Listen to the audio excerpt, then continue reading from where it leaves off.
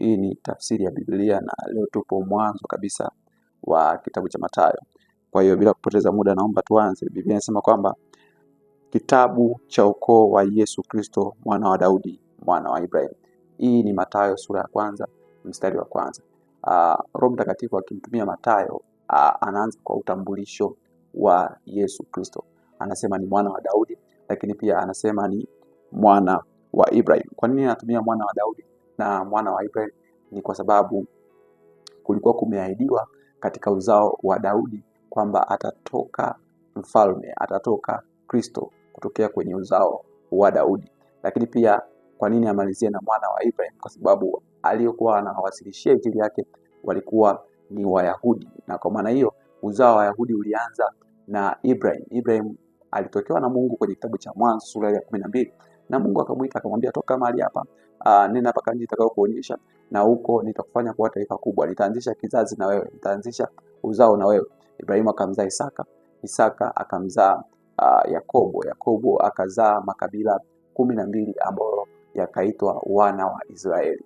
Kwa hiyo chanzo cha ule uzao wa Israeli ni Ibrahim, na kwa maana hiyo wao Wayahudi au wana wa Israeli walikuwa wanafurahia kuwa taifa la Mungu kipekee, na kwa maana hiyo walikuwa wanatarajia ahadi ya Kristo au ahadi ya mtumishi wa Mungu ambaye amepakwa mafuta na Mungu, ambaye atakuja kutokea kwenye taifa lao ili awape ukombozi kwa wakati ambao walikuwa chini ya utawala wa dola ya Rumi. Na kwa maana hiyo walikuwa wanatarajia mkombozi ambaye ametumwa maalum, amepakwa mafuta maalum na Mungu. Ndio maana anapoanza kwa utambulisho ule anasema mwana wa Daudi, lakini pia anasema mwana wa Ibrahim. Kwa nini mwana wa Daudi?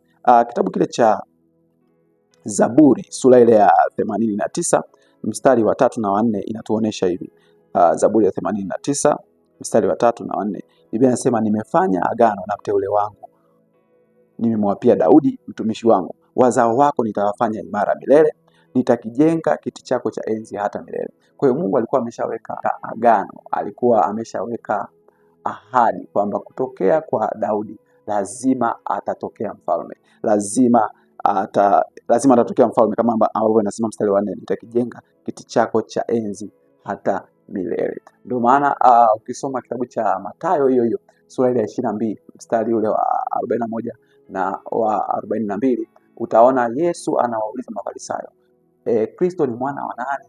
Mafarisayo wanamwambia ni mwana wa Daudi, kwa sababu walikuwa wanafahamu. Mafarisayo ni watu wa dini. Tutajifunza mbele huko tunapokuwa tunaendelea na uchambuzi mzuri wa Biblia siku baada ya siku. Nikusihi tu uendelee kufuatilia, kuna mengi mazuri utajifunza, utaelewa Biblia kwa upana, na Mungu atakuwa pamoja na wewe, na hii itakusaidia umjue zaidi Mungu na mpango wa Mungu halisi wa kile ambacho alikuwa amekikusudia. Kwa hiyo Yesu aliuliza, Kristo ni mwana wa nani? Wakamwambia ni mwana wa Daudi. Unaweza kaenda kusoma hapo kwenye kitabu cha Mathayo sura ya 22:41 hadi 42.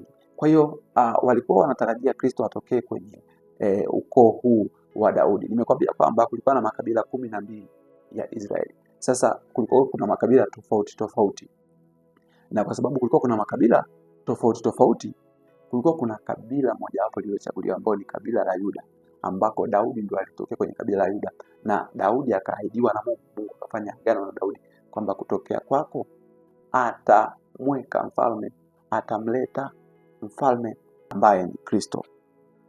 Kwa hiyo ndio maana anasema mwana wa Daudi, lakini pia mwana wa Ibrahim. Kwa hiyo Mathayo anaanza kwa utambulisho wa Yesu Kristo. Kristo ni mpakwa mafuta, yaani mtu aliyepakwa mafuta maalum. Kwenye Agano la Kale tangu mwanzo Mungu alikuwa akiwaita watu, alikuwa anawapaka mafuta maalum. Alikuwa akiwaita watu kuwa wafalme, anaweka ishara ya kuwapaka mafuta. Alikuwa akiwaita watu kuwa makuhani, anawapaka mafuta. Alikuwa akiwaita watu kuwa manabii, anawapaka mafuta. Na kwa maana hiyo ndio tafsiri ya neno Kristo, yaani mpakwa mafuta, aliyepakwa mafuta kwa ajili ya utumishi maalum na lengo maalum la kipekee. Na kwa maana hiyo kwa hiyo Mathayo anaanza kwa utambulisho wa kwamba Yesu ambaye ni Kristo, anamaanisha Yesu ni mpakwa mafuta ambaye anatokea katika ukoo wa Daudi. Na kwa maana hiyo Kristo alikuwa ni mtu maalum ambaye anatumwa kwa utumishi maalum. Kwa hiyo Wayahudi kwa sababu walikuwa wanamtarajia, ndio maana Mathayo anaandika habari zake, na Mathayo analenga zaidi Wayahudi, ndio maana anaandika mwana, anaishia kwa mwana wa Ibrahim. Lakini kitu ambacho waandishi wengine wakifanya, hususan Luka haishii kumtambulisha Yesu kwamba ni mwana wa Ibrahim.